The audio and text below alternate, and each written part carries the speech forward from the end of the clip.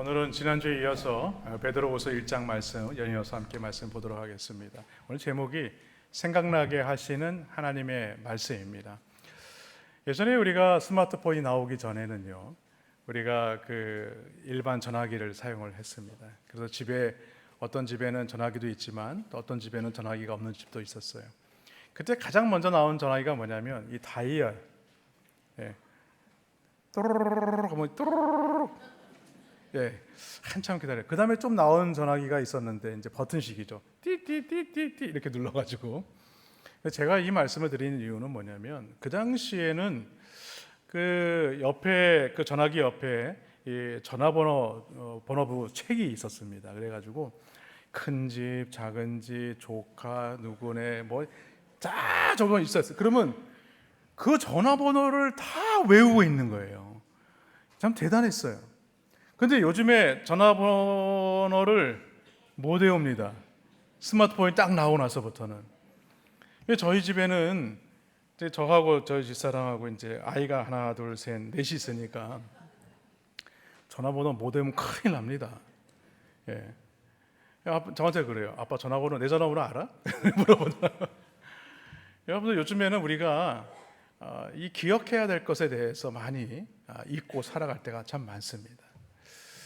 그러나 여러분, 여전히 우리는 이 땅을 살아가면서 기억에 의존하며 살아갈 수밖에 없죠. 우리가 성경 말씀을 보면요, 모세가 이 광야 생활을 마치고 나서 가나안 땅에 들어가기 전에 이스라엘 백성들에게 이런 당부를 합니다. 너희는 하나님을 잊어버리지 말고 반드시 기억해야 된다. 그 당부가 기록된 말씀이 바로 신명기 말씀이에요. 그 신명기 말씀에 보면요, 이 기억하라는 말이 무려 20번이나 기록되고 있고요, 잊지 말라라는 말이 14번이나 나오고 있습니다. 왜 이렇게 강조를 하고 왜 이렇게 당부를 하는 것일까? 왜냐하면 우리는요, 이 망각의 동물입니다. 그래서 우리가 어떤 것을 기억하고 나면 그 기억을 오랫동안 기억하면 좋은데, 좋은 기억들은 쉽게 다 잊어버리고 안 좋은 기억들은 오래오래. 그래서 그런 기억들은 오래 남기지만 좋지 않은 기억들은 우리가 좋은 기억들은 다 잊어버리고 마는 것이죠. 그런데 오늘 이스라엘 백성들이 그들이 하나님을 잊어버리고 말았다는 거예요. 신명기 8장 11절 말씀에 보니까 이렇게 말씀합니다. 내가 오늘 내게 명하는 여호와의 명령과 법도와 규례를 지키지 아니하고 내 하나님 여호와를 잊어버리지 않도록 삼갈지어다. 아니, 이 말씀을 했을 때 이스라엘 백성들이요, 얼마나 기가 막히겠습니까? 아이고 모세님 하면서, 우리를 인도하신 이가 우리 하나님이신데 우리를 출애굽할 때에 10가지 재앙을 우리가 눈으로 보았고 홍해바다를 마른 땅과 젓는 걸 우리가 경험했고 광야 40년 동안 하나님께서 우리에게 만나와 메추라기와 불기둥과 구름기둥으로 인도하시고 또 만나 그 반석에서 물을 내시고, 아니 놀라운 이런 역사들을 우리에게 보이셨는데 우리가 어떻게 하나님께서 약속하신 가나안 땅에 들어가서 그 하나님을 우리가 잊어버릴 수가 있겠습니까? 아유, 말도 안 되는 소리 하지 마십시오. 그런데 어떻게 됐어요? 가나안 땅에 들어가가지고는 홀라당 다 잊어버린 거예요. 가가지고는 거기서 말씀을 지켜 행하라고 했는데 오히려 그곳에서 우상의 문화에 젖어들게 되었고 또 그것으로 인하여서 하나님 앞에 범죄하게 되었고, 하나님께서 우리에게 어떻게 인도하시고 어떻게 역사하셨는지에 대해서는 새까맣게 잊어버리고, 그래서 하나님 앞에 큰 어려움을 당하는 모습들을 우리가 볼 수 있었습니다. 모세가 왜 이렇게 은혜를 잊지 말고 기억하라고 당부하는 것일까? 그것은 바로 우리가 망각의 죄를 너무나 쉽게 짓기 때문에 그렇습니다. 그래서 오늘 하나님의 이 말씀을 너희는 잊지 말고 그 하나님께서 우리에게 행하신 일들을 너희는 기억해야 된다라고 이렇게 강조하는 이유는 무엇이냐? 오늘날 우리에게도 동일한 이 말씀이 주어지고 있다는 거예요. 무슨 말이냐면, 우리가 하나님의 말씀을 읽고 들었다면 그 말씀을 듣고 읽은 것으로서 만족하는 것이 아니라 우리의 손과 발로 몸으로 그것을 삶으로 드러내야 한다는 거예요. 그래야 우리가 하나님의 말씀을 잊어버리지 않는다는 거예요. 말씀을 듣고 말씀을 읽고 참 좋은 말씀이다, 그래 그렇게 살아야지 해놓고서는 우리의 손과 발로 몸으로 살아내지 못하고 순종하지 못하는데 우리가 그것을 어떻게 기억할 수 있겠느냐는 거예요. 그리고 하나님께서 나에게 역사하신 그 일에 대해서 우리가 그렇게 고백하지 않습니까? 내가 어떤 큰 질병을 얻었는데 하나님 나를 고쳐주시면, 나를 이 질병에서 하나님께서 건강을 회복해 주신다면 내가 내 생명 들여서 하나님 앞에 헌신하겠습니다 라고 얘기했는데 하나님께서 고쳐주셨는데 어떻게 돼요? 다 새카맣게 다 잊어버리는 거예요. 언제 내가 하나님 앞에 믿음으로 헌신하겠습니까? 그런 얘기를 한 적이 있습니까? 라고 할 정도로 잊어버리고 산다는 거예요. 여러분, 우리가 한번 알고 배웠다고 해서 그것이 온전한 지식이 되는 것은 아닙니다. 여러분, 우리가 지금까지 열심히 얼마나 공부를 해왔습니까? 여러분, 어릴 때부터, 중학교 때부터, 저도 중학교 때부터 영어를 했어요. 영어가 너무너무 힘든 거예요, 영어가. 대학에 들어가서도 영어 시험을 보는데 얼마나 힘든지 모르겠어요. 근데 여러분, 지금 영어 다 공부하셨는데 영어가 잘 되십니까? 잘 안 되잖아요. 왜 그렇습니까? 그때뿐인 거예요. 그때뿐인 거예요. 그때만 공부하고 배웠다고 다 손을 놔버리는 거예요. 우리의 삶에서 그것을 우리가 체득할 수 있도록 우리가 그것을 경험해 보아야 한다는 거예요. 그래서 우리는요, 그것을 잊어버리지 않기 위해서 계속해서 반복합니다. 공부할 때도 열심히 낙서하고 옆에다 쓰고 또 읽어보고 또 외워보고 그렇게 하죠. 그런데 성경 말씀도 그렇게 하느냐 이거예요. 성경 말씀도 막 동그라미 쳐가면서 옆에다가 하나님은 사랑이십니다 하면서 막 써가면서 열심히 공부하면서 외워가면서 그렇게 하느냐는 거예요.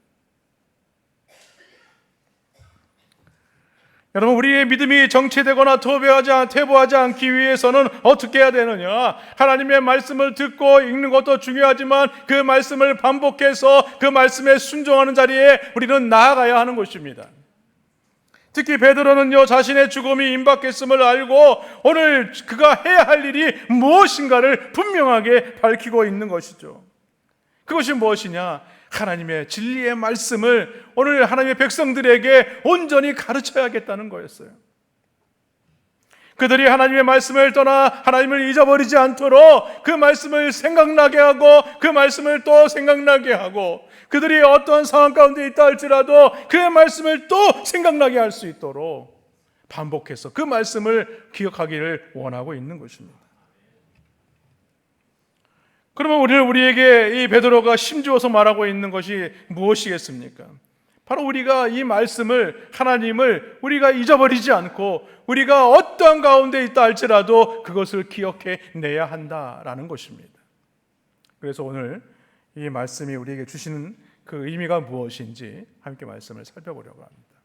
그 첫 번째가 뭐냐면요, 진리의 말씀이 항상 내 생각 속에 있어야 한다는 거예요. 오늘 12절 말씀에 보니까 그러므로 너희가 이것을 알고 이미 있는 진리에 서 있으나 내가 항상 너희에게 생각나게 하려 하노라 라고 얘기합니다. 그러니까 자신이 오늘 말씀을 가르친 것에 대해서 너희가 늘 어떤 상황에 있어도 그 말씀들을 잊어버리지 않고 기억나게 하겠다 이렇게 말씀하고 있는 거예요. 여러분, 마태복음 16장에 보면요, 예수님께서 제 아들에게 이렇게 질문을 묻습니다. 너희는 나를 누구라 하느냐? 라고 묻죠. 그때 이 베드로가 제일 먼저 뭐라고 고백합니까? 주는 그리스도시여 살아계신 하나님의 아들이십니다.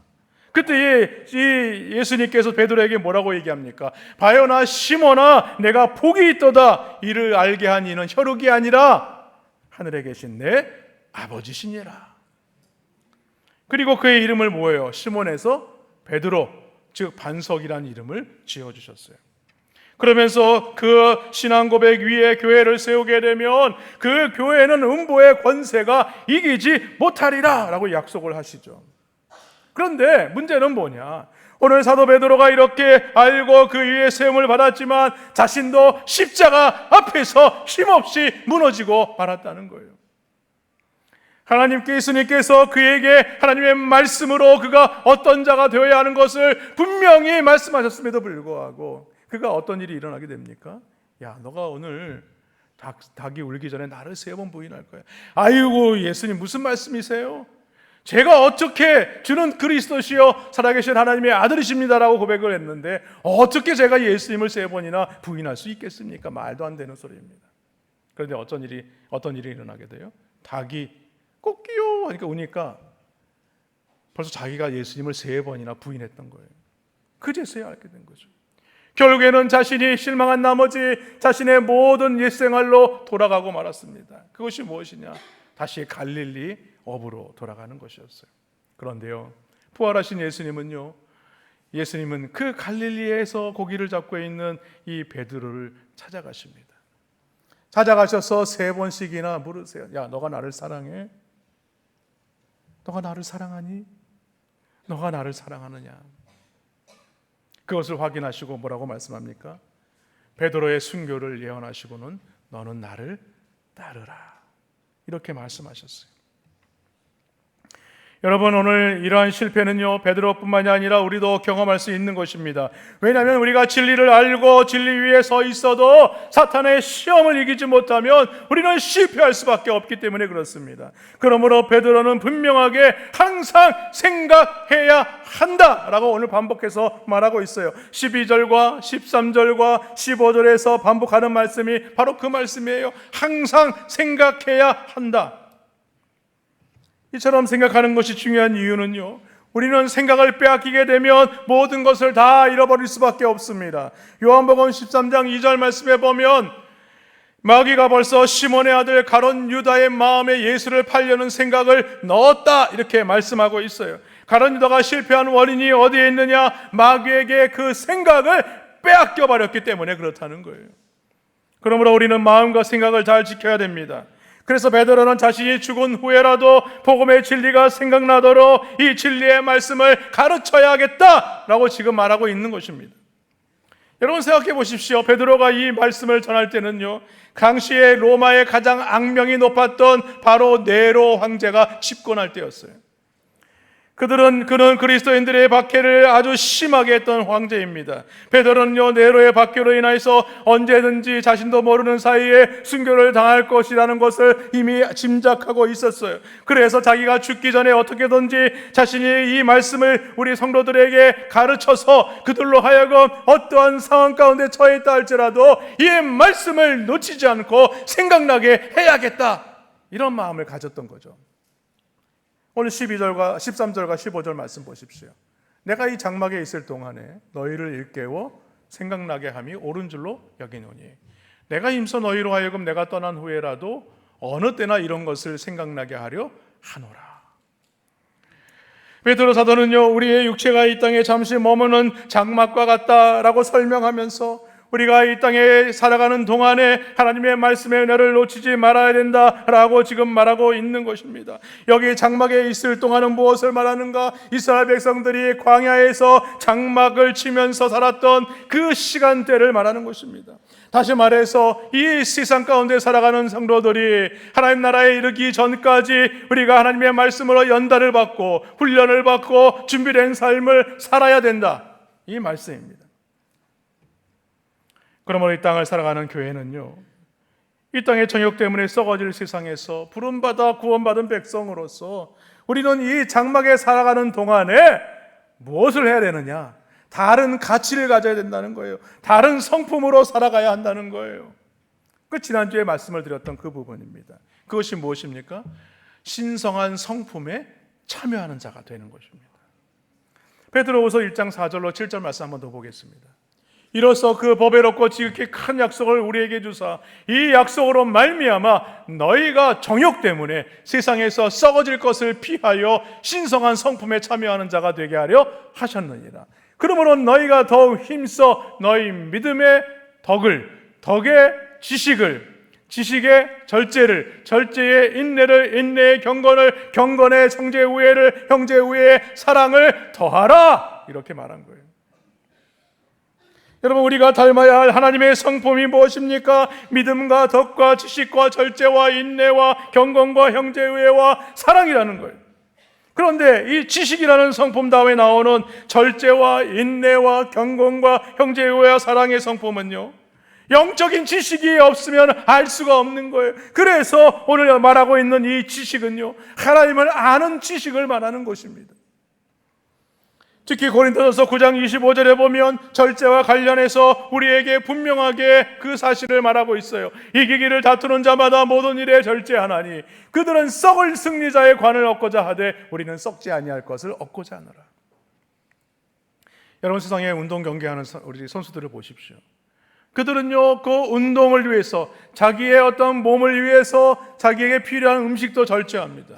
자기에게 필요한 시간들을 절제합니다. 자기를 위하여서 투자하는 시간들을 철저하게 정리해가면서 살아간다는 거예요. 왜? 이 땅에 썩어질 그 승리관을 얻기 위해서. 그러나 오늘 이 땅에서 썩지 아니할 그 면류관을 얻기 위해서 살아가는 성도라면 우리가 어떻게 해야 하겠느냐는 거예요.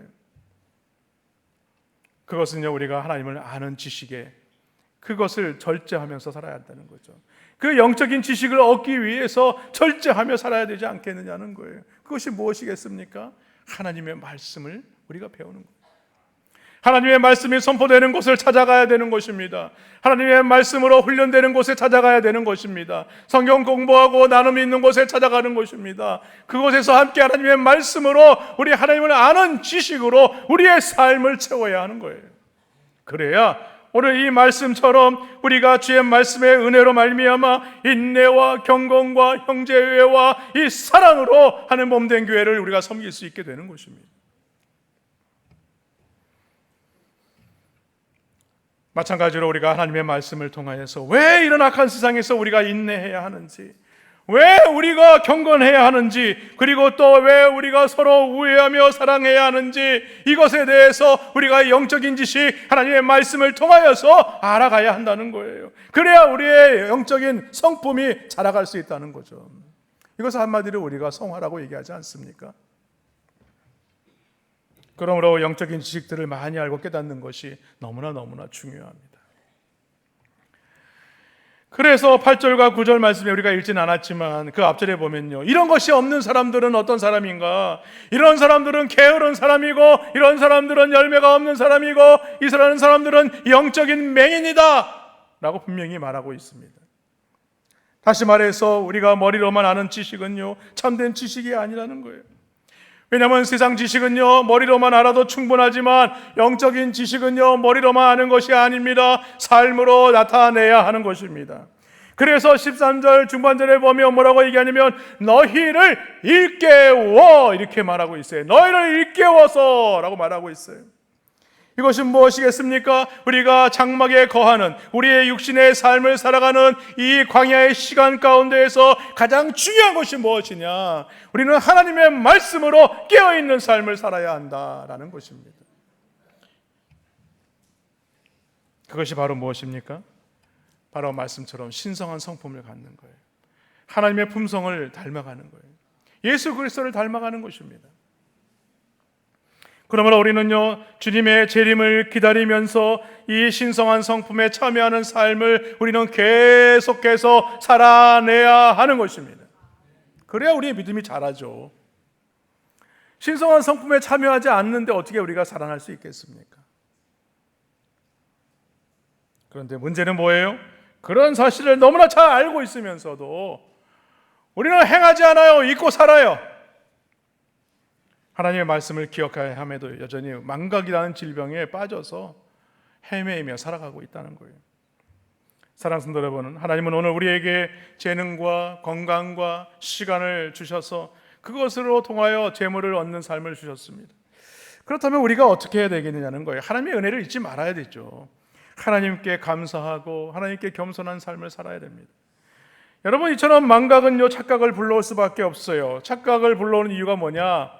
하나님을 잊어버리는 것뿐만이 아니라 내가 잘나서 내가 잘 먹고 잘 사는 줄로 착각한다는 거예요. 그러나 여러분 생각해 보십시오. 이 재물의 공급자가 누구입니까? 우리 하나님이세요.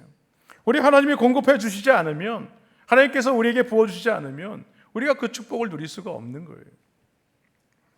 그러므로 모든 것이 하나님의 은혜가 아닌 것이 없다는 사실을 믿으시기를 바랍니다. 여러분, 찬송가 나 같은 죄인 살리신 그 가사를 쓴 사람이 있죠. 존 누턴이라는 사람이죠. 이 사람은 어떤 사람이었는가? 우리가 잘 알다시피 이 사람은요, 노예 상인이었어요. 그가 하나님을 믿고 변화를 받습니다. 그가 변화를 받아서 하나님 앞에 믿음으로 헌신하며 살고 나 같은 죄인 살리신 이 찬송의 가사를 쓰게 된 것이죠. Amazing Grace. 근데 그가 나이가 들어서 그가 심한 기억 상실증에 걸리게 됩니다. 그래서 모든 것들을 거의 다 잊어버리게 돼요. 자신의 이름도 잊어버리고, 자신의 나이도 잊어버리고, 자신의 가족의 이름도 잊어버리고, 친구들의 이름도 잊어버리고, 자신이 무엇을 하는 사람인지도 잊어버리고 살아요. 그래서 어떤 사람이 물었어요. 그러면 당신은 지금 기억하고 있는 것이 무엇입니까? 그때 그가 곰곰이 생각하면서 이렇게 말하는 것이었어요. 내가 죄인이라는 것과 예수님이 나의 구주라는 것, 이 두 가지는 나는 확실히 기억하고 있습니다. 그러면서 잠시 생각이 난 듯 이어서 이런 말까지 했습니다. 한 가지 더 기억하는 것이 있습니다. 그것은 내가 예수님의 복음을 전해야 한다는 사실입니다. 여러분, 우리가 다른 것은 잊어버린다 할지라도 우리가 진정으로 잃어버리지 말아야 될 것들이 있다는 거예요. 바라기는 여러분, 어떤 상황 가운데서도 오늘 이 진리의 말씀이 생각나는 그런 은혜가 있기를 주님의 이름으로 간절히 축원합니다. 둘째로 우리가 꼭 기억하고 생각해야 되는 것은요, 예수 그리스도의 복음을 전하는 것입니다. 오늘 16절 말씀에 보면 우리 주 예수 그리스도의 능력과 강림하심을 너희에게 알게 한 것이 교묘히 만든 이야기를 따른 것이 아니요 우리는 그의 크신 위엄을 친히 본 자라라고 얘기합니다. 오늘 베드로가 가르치고자 하는 그 핵심의 내용이 뭐냐? 바로 예수 그리스도의 복음입니다. 그런데 당시 교회 안에 누가 들어왔냐면 이 거짓 교사들이 들어왔습니다. 그리고 그들은요, 교묘히 만든 이야기로 오늘 그 성도들을 미혹했다는 거예요. 그러다 보니까 예수 그리스도의 능력과 이 강림하심을 못 믿지 못하는 성도들이 생겨났어요. 그런 상황을 보면서 사도 베드로는요, 너무나 안타까웠습니다. 그들의 이 교묘한 이야기로 말미암아 하나님의 말씀을 믿지 못하고 하나님의 말씀대로 온전히 살지 못하고 진리의 말씀을 놓치고 살아가는 그들의 모습을 보면서 너무나 안타까웠던 거죠. 여러분, 거짓 교사들이 만든 교묘한 이야기가 무엇이겠습니까? 그것은 바로 세상에 있는 인본주의적 사고입니다. 교회는요, 하나님의 신본주의적 사고를 가지고 말씀을 가지고 교회는 세워져야 하는 것입니다. 그런데 세상에 이런 인본주의적 사고가 중요하니 교회 안에서도 그런 사고를 우리가 가져야 되지 않겠느냐 주장했다는 거예요. 그뿐만이 아니었습니다. 여러분, 오늘날 많은 사람들 중에 그 자유주의 신학을 가지고 있는 사람들이 있습니다. 미국의 신학교에 가면요, 신학교 교수들 중에 아주 유명한 교수들이 있습니다. 그런데 그들은요, 하나님을 믿지 않아요. 그들은요, 신학을 가리키지만 진정으로 신앙을 가지고 있는 사람들이 아닙니다. 그래서 하나님의 말씀에 보면 신화와 같이 하나님의 기적과 같은 출애굽과 같은 놀라운 역사나 예수님의 놀라운 기적과 같은 이적들을 다 부인하고 그것은 허탄한 신화에 불과하다라고 주장하기까지 이르게 되었다는 거예요. 결국 그러한 사실들이 오늘 이 베드로 전후서를 받는 오늘 성도들이 하나님의 말씀으로 온전히 서지 못하고 이 거짓 교사들의 미혹으로 말미암아 그들의 신앙이 송두리째 흔들리게 되었다는 것을 오늘 말하고 있는 것입니다. 그래서 베드로 사도는요, 지금 자신이 하는 말은 거짓 교사들과 같이 꾸며낸 교묘한 이야기가 아니라 내가 직접 그런 사실들을 경험하고 내가 그것을 보았고 내가 듣게 되었다라면서 오늘 그 사실을 오늘 고백하고 있습니다. 그 본문이 17절과 18절의 말씀입니다. 지극히 큰 영광 중에서 이러한 소리가 그에게 나기를 이는 내 사랑하는 아들이요 내 기뻐하는 자라 하실 때에 그가 하나님 아버지께 존귀와 영광을 받으셨느니라. 이 소리는 우리가 그와 함께 거룩한 산에 있을 때에 하늘로부터 난 것을 들은 것이라. 여러분, 이 말씀이 무엇이겠습니까? 우리는 잠시 마태복음 17장의 말씀을 가보아야 됩니다. 이 10장의 말씀의 내용이 나오는 내용이 뭐냐? 바로 변화산상의 이야기입니다. 예수님은 자신이 십자가에 못 박히실 것을 제 아들에게 예고하신 이후에 베드로와 야고보와 요한을 데리고 그 산을 오르게 됩니다. 그런데 제 아들은요, 예수님께서 그 산에 오르셨을 때 변형되신 모습을 보았어요. 그 모습이 무엇이냐면 얼굴이 해같이 빛나는 것이었습니다. 옷이 빛과 같이 휘어진 것이었어요. 이것은 무엇을 말하느냐? 예수님의 신적인 영광을 드러내신 것입니다. 그러면 무엇 때문에 예수님께서 오늘 제 아들에게 이 신적인 영광을 나타내시는 것일까? 이것은요, 이제 곧 있으면 예수님이 순환을 받고 십자가에 못 박혀 죽으실 것이고, 그리고 사흘 만에 부활하실 것을 오늘 나타내시기 위함입니다. 그런데 그때 모세와 엘리야가 주님과 말씀을 나누고 있는 모습을 보게 되죠. 이 두 사람을 대표하는 것이 무엇입니까? 모세는요, 율법을 대표하는 자이고, 오늘 엘리야는요, 선지자를 대표하는 것입니다. 다시 말해서 예수님이 그 두 사람과 함께 대화를 나누었다는 것은 예수님께서 이 땅에 오셔서 하나님의 말씀을 이루시고, 완전히 이루시고, 또 하나님의 예언의 말씀을 완전히 이루실 분이시라는 사실을 오늘 보여주고 있는 것입니다.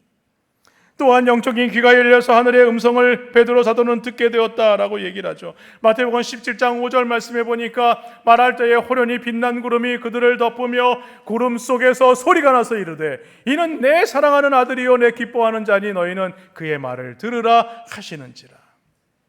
사도 베드로는요, 자신이 지금 이러한 사실에 대해서 나는 눈으로 보았고 나는 그러한 사실을 내 귀로 생생하게 들었습니다 하면서 지금 말하고 있는 것입니다.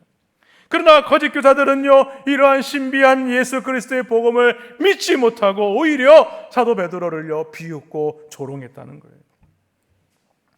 오늘 베드로가 살던 그 시대와 오늘 우리가 살고 있는 이 시대적 상황은요 매우 흡사합니다. 왜냐하면 여러 가지 차이는 있어도 영적인 면에서는요 거의 똑같기 때문에 그래요. 오늘날에도 예수 그리스도의 능력이나 재림에 대해서 그 사실을 그대로 믿지 못하고 허탄한 신화 내지는 교묘하게 꾸며낸 말로 여기는 이들이 있다는 거예요. 그래서 하나님의 말씀을 우리가 의지하며 살아갈 때에 종말론적인 어떤 신앙생활을 주님께서 곧 오시리라 그런 마음을 가지고 살아가기는 하지만 그러나 준비하지는 않아요. 나 때는 오시지 않을 거야.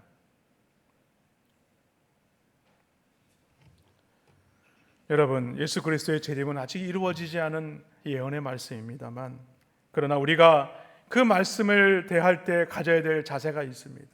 그것은요 바로 무엇이냐? 오늘 말씀처럼 깨어 있는 것입니다. 이 땅을 살아가는 동안에 우리가 어떻게 깨어 있어야 되느냐? 하나님의 말씀으로 깨어 있어야 되는 것입니다. 주님이 오실 날을 우리는 언제인지 우리는 알 수 없지만 우리는 슬기로운 자동차처럼 기름을 준비하여서 신랑 되신 주님을 맞이할 수 있어야 한다는 거예요. 이 기름이 무엇이겠습니까? 바로 성령님을 말하는 거예요. 다시 말해서 하나님의 말씀으로 깨어 있다는 것은 성령의 은혜로 말미암아 그 말씀을 우리가 깨달아 알 수 있다는 것을 말하는 것입니다. 그것이 바로 오늘 베드로 후서 1장에서 말하고 있는 바로 신성한 성품에 참여하는 자가 되는 것입니다. 바라기는 하나님의 말씀을 아는 것으로 끝나는 것이 아니라 예수 그리스도의 말씀을 체험하고 그 말씀을 전하시는 복음의 증인 되시기를 주님의 이름으로 축원합니다. 마지막으로 우리가 기억하고 생각해야 되는 것은요, 하나님의 말씀에 귀를 기울이고 따라가는 것입니다.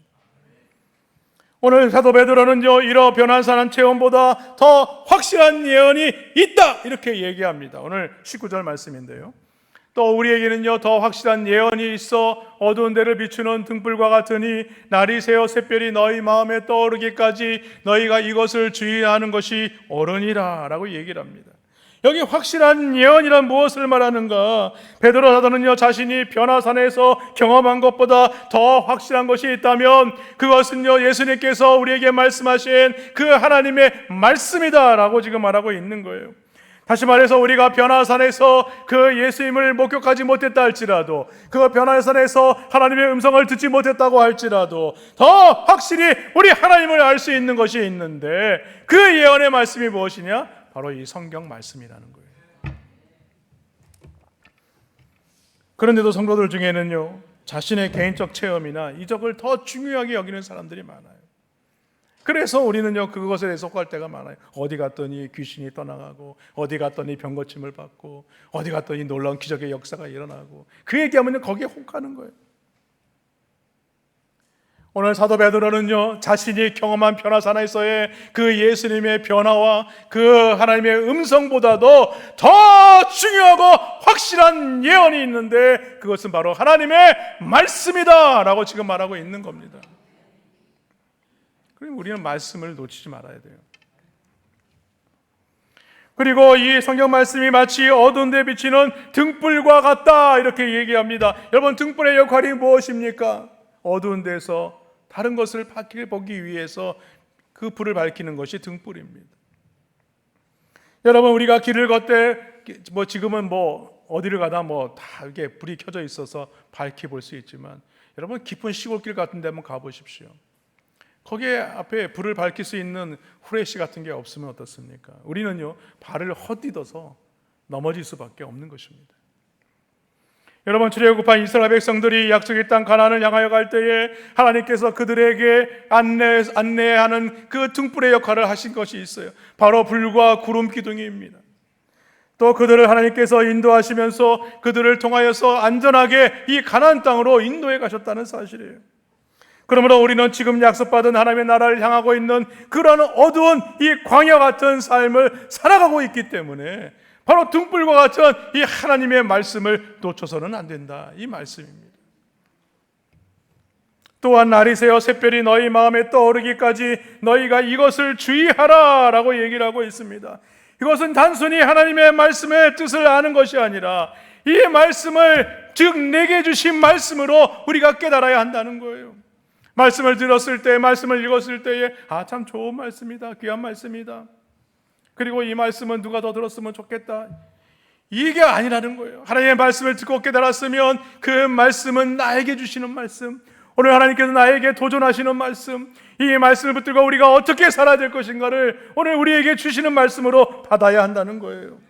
이 말씀을 내게 주시는 말씀으로 깨닫지 못하면 우리는 어두운 마음에 그대로 머물 수밖에 없다는 거예요. 다시 말해서 영적 맹인 상태가 될 수밖에 없다라는 것입니다.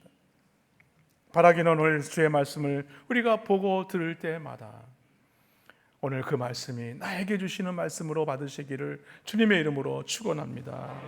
그리고 베드로는요, 이단들과 확연히 구분되는 성도들의 특징이 무엇인가를 우리에게 말씀하고 있습니다. 그것은요, 성경의 바른 해석에 신앙의 뿌리를 두어야 한다는 것입니다. 20절과 21절 말씀이에요. 먼저 할 것은 성경의 모든 예언은 사사로이 풀 것이 아니니 예언은 언제든지 사람의 뜻으로 낸 것이 아니요 오직 성령의 감동하심을 받은 사람들이 하나님께 받아 말하는 것임이라. 오늘 우리에게 들려지는 이 말씀, 쓰여진 이 말씀은 하나님의 확실한 예언의 말씀입니다. 그리고 이 말씀은요, 하나님의 영감으로 쓰여진 말씀이에요. 성경을 기록한 저자들의 이름은 각기 다르지만 그들은 하나님께서 그들에게 영감을 주셔서 그들로 하여금 이 말씀을 받아 적을 수 있도록 한 것입니다. 그렇기 때문에 우리는 하나님의 말씀을 대할 때마다 이 말씀을 온전히 깨달을 수 있도록 성령의 은혜를 구해야 하는 것입니다. 여러분, 제가 말씀을 전할 때도 마찬가지예요. 하나님의 말씀을 대언하면서 이 말씀에 대해서 사사로이 내가 이 말씀을 개인적으로 풀어서 말씀을 전하면 안 되지. 그래서 많은 주석들도 보고 많은 시장서적들도 보고 그렇게 도움을 받는 거예요. 여러분, 성경 말씀은요, 우리를 천국으로 인도하는 안내서라는 사실을 믿으시기를 바랍니다. 그런데 그 말씀을 사사로이 풀어버리면 어떻게 되겠느냐는 거예요. 그런 거는 완전히 이단이 되는 거예요. 이단. 우리를 엉뚱한 대로 인도할 수밖에 없는 거예요. 여러분, 베드로 사도가 왜 이런 말을 하는 것이겠습니까? 구약에 기록된 선지자들 중에 우리가 잘 아는 선지자들이 있어요. 예레미야와 에스겔과 이사야와 같은 선지자들이 있습니다. 그들이 늘 선포했던 말씀이 무엇입니까? 너희는 하나님 앞으로 회개하여 돌아와야 된다, 하나님 앞에 돌아와야 된다라는 것이었어요. 그러나 많은 거짓 선지자들은요, 우리가 지금 평안한 가운데 있는데 무슨 소리냐 라면서 오히려 예레미야와 에스겔과 이사야와 같은 선지자들을 핍박했다는 거예요. 그런데 어떻게 됐습니까? 결국에는요, 북이스라엘과 남유다는 이방 민족에 의해서 멸망이 되고 망하고 말하지 않습니까? 그들은 다 포로로 끌려가고 말았어요. 여러분, 그들이 왜 이렇게 거짓말을 한 것일까요? 그들이 진리를 몰라서가 아니라는 거예요. 하나님의 말씀을 몰라서가 아니라는 거예요. 그들은요, 자신들의 이익을 위해서 하나님의 말씀을 애써 외면한 것입니다. 여러분, 오늘 나에게 주시는 하나님의 말씀이 아프고 힘들고 어려운 것이라면 여러분, 그 말씀을 애써 외면하라고 하려고 하지 마시기 바랍니다. 그 말씀을 믿음으로 받으시기 바랍니다. 성경 말씀을 듣거나 읽거나 배울 때는요, 내 입장, 내 생각이 중요한 것이 아니에요. 언제나 철저하게 하나님께서 그 말씀을 왜 나에게 주시는 것인가, 그 하나님 마음 입장에서 우리는 말씀을 이해를 해야 하는 거예요. 여러분, 종교개혁이 일어나기 전에 중세시대에는요, 성경책을 지금처럼 인쇄기로 찍어내는 시대가 아니었어요. 그 성경을 뭘로 해야 되냐면 필사를 해야 되는 거예요. 그대로 다 써서. 그런데 그 당시에 이 성경은 무엇으로 쓰여졌느냐? 라틴어로 쓰였어요. 근데 라틴어는요, 사어입니다. 죽은 언어였어요. 왜냐하면 원래 성경의 원본은, 이 구약 성경은요, 히브리어로 되어 있고요, 이 신약 성경은 헬라어로 기록이 되어 있어요. 근데 그 말씀을 라틴어로 기록을 해놨으니 여러분, 일반 성도들이 그 말씀을 읽을 수 있겠습니까? 그런데 제가 뭐 다 그렇던 건 아닌데, 뭐 제가 욕을 하고 싶은 건 아니고, 가톨릭 사조 중에도요, 그 당시에 이 라틴어를 제대로 읽지 못하는 사람들이 너무나 많았던 거예요. 그러다 보니까 성경을 사사로이 해석을 했어요. 자기가 입장에서 성경을 풀어서 성도들에게 하나님의 말씀을 가르쳤던 것입니다. 결국에는 어떤 일이 일어나게 됐습니까? 마틴 루터가 종교개혁을 일으키게 되죠. 그래서 라틴어 성경을 무엇으로 바꾸느냐? 그 당시에 이 독일어 성경으로 다 번역을 합니다. 그래서 그 독일어 성경을 가지고 있는 모든 성도들은요, 하나님의 말씀을 온전히 이해할 수 있게 되었다는 거예요. 제가 왜 이런 말씀을 하냐면, 사람들은 성경을 읽을 때 자꾸 자기에게 유익한 방향으로 성경을 읽는다는 거예요. 성경을 사사로이 풀면요, 자기 중심적인 생각으로 하나님의 말씀을 해석할 수밖에 없다는 거예요. 그러면 어떻게 되겠느냐는 거예요. 십자가에 달린 예수 그리스도가 아니라 내가 세상을 사는데 하나님의 말씀을 도움으로 여기고 자신의 유익이 되는 것으로 하나님의 말씀을 풀어 해석할 때가 많다는 것입니다. 그래서 믿음 생활조차도 하나님의 영광을 위한 것이 아니라 나에게 좋은 것을 제공하는 수단으로 여기면서 하나님의 말씀을 생각한다는 거예요. 그래서는 안 된다는 거예요. 여러분, 예수님을 믿는다고 말하지만 실제로는 예수님에 대해서 관심이 없게 되는 겁니다. 십자가를 말하지만 십자가를 따르는 순종의 삶에는 전혀 관심이 없는 거예요. 여러분, 십자가가 무엇입니까? 그것은 고난이고 아픔이고 어려움이에요. 십자가의 길을 따라가는 것은요, 예수님이 가신 고난의 길을 따라가는 거예요. 오늘날 많은 사람들이 십자가의 길을 따라가려고 하는 사람이 과연 얼마나 되겠느냐는 거예요. 그래서 십자가를 말하지만 십자가의 삶은 내 삶과는 전혀 무관한 삶인 거예요. 왜 그렇습니까? 십자가를 따르는 것은요, 내 뜻과 충돌할 수밖에 없는 거예요. 내 뜻은 내가 이 땅을 살아가는 동안에 잘 되고 잘 먹고 잘 사는 거예요. 근데 십자가의 길은 뭐예요? 고난의 길이에요. 예수님이 걸으신 길이에요. 그걸 이렇게 걸으려고 하니 얼마나 충돌되겠어요.